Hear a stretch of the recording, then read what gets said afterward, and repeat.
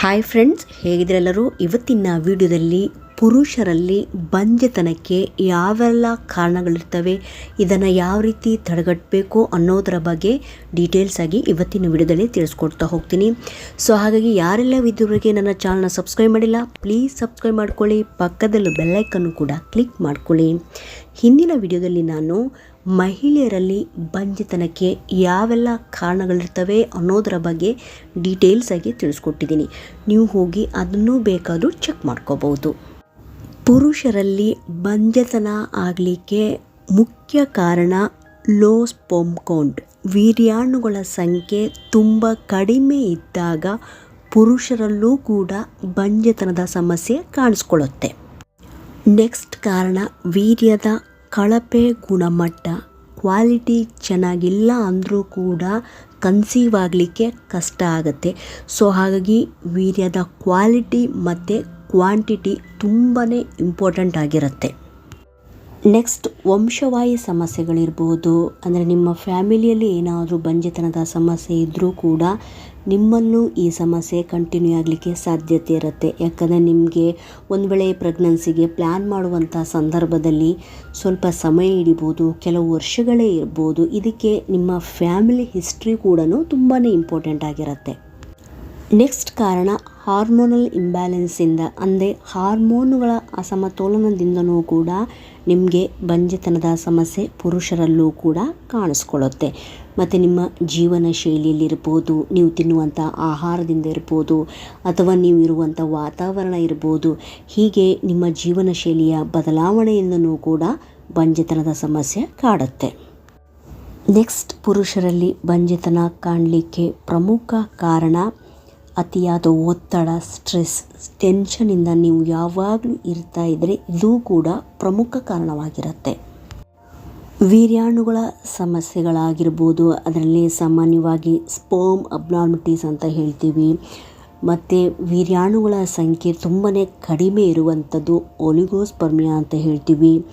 ವೀರ್ಯಾಣುಗಳ ಚಲನ ಇಲ್ಲದೆ ಇರುವಂಥದ್ದು, ಸರಿಯಾಗಿ ಸ್ವಿಮ್ ಆಗಲಿಕ್ಕೆ ಅವುಗಳಿಗೆ ಶಕ್ತಿ ಇಲ್ಲದೆ ಇರುವಂಥದ್ದು ಪೂರ್ ಮೊಟಾಲಿಟಿ ಅಂತ ಹೇಳ್ತೀವಿ. ಅಥವಾ ಅದರ ಆಕಾರ ಯಾವ ರೀತಿ ಇರಬೇಕು ಆ ರೀತಿ ಇಲ್ಲದೇ ಇದ್ದಾಗ ಅದನ್ನು ಅಬ್ನಾರ್ಮಲ್ ಮಾರ್ಫಾಲಜಿ ಅಂತ ಹೇಳ್ತೀವಿ. ಎಲ್ಲ ಪ್ರಮುಖ ಕಾರಣಗಳಿರ್ತವೆ. ನೆಕ್ಸ್ಟ್ ಕಾರಣ ಇರ್ಬೋದು ವ್ಯಾರಿಕೋಸಿಲ್. ಇದರಲ್ಲಿ ಸಾಮಾನ್ಯವಾಗಿ ಟೆಸ್ಟಿಕಲ್, ನಿಮ್ಮ ವೃಷಣದ ರಕ್ತನಾಳಗಳಲ್ಲಿ ಬಾವು ಅಥವಾ ಊತ ಕಾಣಿಸಿಕೊಳ್ಳುವಂಥದ್ದು. ಇದು ವೀರ್ಯದ ಗುಣಮಟ್ಟದ ಮೇಲೆ ಪರಿಣಾಮ ಬೀರುತ್ತೆ. ನೆಕ್ಸ್ಟ್ ನಾನು ಮುಂಚೆ ತಿಳಿಸಿದ ಹಾಗೆ ಹಾರ್ಮೋನುಗಳಲ್ಲಿ ವ್ಯತ್ಯಾಸ ಕಂಡು ಬಂದಾಗ, ಹಾರ್ಮೋನುಗಳ ಇಂಬ್ಯಾಲೆನ್ಸ್ ಆಗುವಂಥದ್ದು, ಅದು ಸಾಮಾನ್ಯವಾಗಿ ಮೇಲ್ ಹಾರ್ಮೋನಾದ ಟೆಸ್ಟೋಸ್ಟೆರಾನ್ ಹಾರ್ಮೋನುಗಳ ಕೊರತೆಯುಂಟಾಗ್ಬೋದು.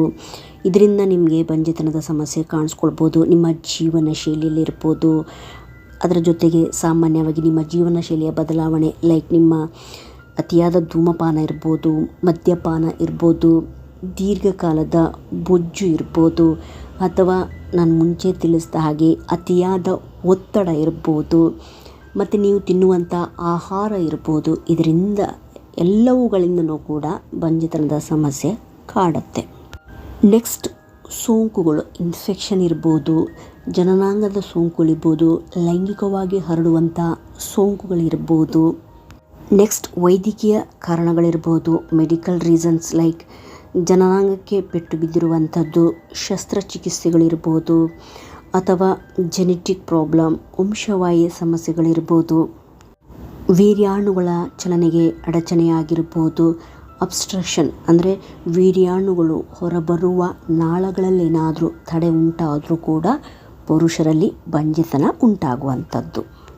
ಏಜ್ ಕೂಡ ಇಲ್ಲಿ ಮ್ಯಾಟರ್ ಆಗ್ತಾ ಹೋಗುತ್ತೆ. ಎಸ್ಪೆಷಲಿ ಮಹಿಳೆಯರಿಗೆ ಇದು ತುಂಬ ಇಂಪಾರ್ಟೆಂಟ್ ಆಗಿರುತ್ತೆ.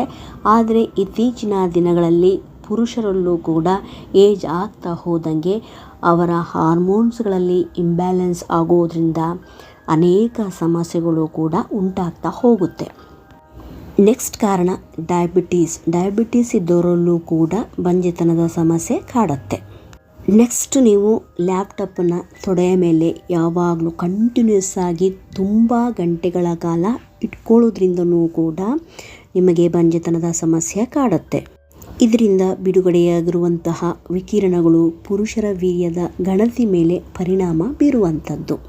ನೆಕ್ಸ್ಟ್, ಸಕ್ಕರೆಯುಕ್ತ ಪಾನೀಯವನ್ನು ಅತಿಯಾಗಿ ಕುಡಿಯುವುದರಿಂದ ಪುರುಷರು ಕೃತಕ ಸಕ್ಕರೆಯಾಂಶ ಇರುವ ಪಾನೀಯವನ್ನು ಪ್ರತಿದಿನ ಕುಡಿಯುವ ಅಭ್ಯಾಸ ಮಾಡಿಕೊಂಡರೆ ಅವರಿಗೆ ದಿನ ಹೋದ ಹಾಗೆ ಸಂತಾನೋತ್ಪತ್ತಿ ಹೆಚ್ಚಿಸುವ ಹಾರ್ಮೋನುಗಳ ಮಟ್ಟ ಕಡಿಮೆಯಾಗ್ತಾ ಹೋಗುತ್ತೆ. ಅದರಲ್ಲೂ ಸಾಮಾನ್ಯವಾಗಿ ದೇಹದ ತೂಕ ಹೆಚ್ಚಿದ್ದು ಬೊಜ್ಜಿನ ಸಮಸ್ಯೆ ಇರುವವರು ಇಂತಹ ಪಾನೀಯವನ್ನು ಸೇವನೆ ಮಾಡಿದರೆ ಈ ಸಮಸ್ಯೆ ಮತ್ತಷ್ಟು ಜಾಸ್ತಿ ಆಗತ್ತೆ. ಇವಾಗ ಕೆಲವೊಂದು ಅಂಶಗಳನ್ನು ಫಾಲೋ ಮಾಡೋದ್ರಿಂದ ಅಥವಾ ಬದಲಾವಣೆ ಮಾಡೋದ್ರಿಂದ ಈ ಸಮಸ್ಯೆಯನ್ನು ಆದಷ್ಟು ನೀವು ತಡೆಗಟ್ಬೋದು. ಪುರುಷರು ಆ್ಯಂಟಿ ಆಕ್ಸಿಡೆಂಟ್ ಇರುವ ಹಣ್ಣು ತರಕಾರಿಯನ್ನು ಹೆಚ್ಚಾಗಿ ಸೇವನೆ ಮಾಡಬೇಕು. ಉದಾಹರಣೆಗೆ ದಾಳಿಂಬೆ ಹಣ್ಣು.